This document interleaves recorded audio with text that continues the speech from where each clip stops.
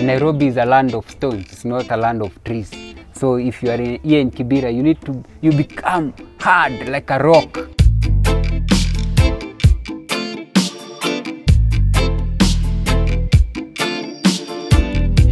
You don't have money to pay for your rent. I mean, you're not going to school because you don't have school fees. You don't have money to eat. So all these problems, we face them. You will hear people screaming, their phones have been taken away.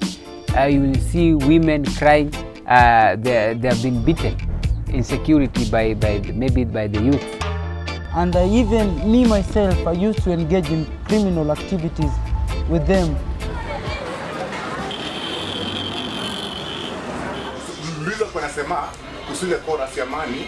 Tunaongea vitu za success yani za hard work, lakini tumeput chorus ya money.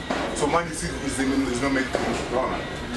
So I've worked hard, be strong, no pain, no gain, this your world. Work hard, be strong, success is coming on your way. Yeah.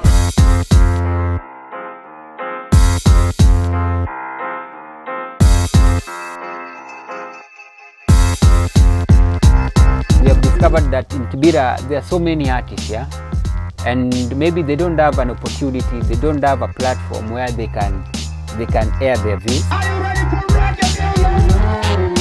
This is going to be the first quality audiovisual production in Kibera, and it's going to create that platform, for musicians to come up together and expose their talent.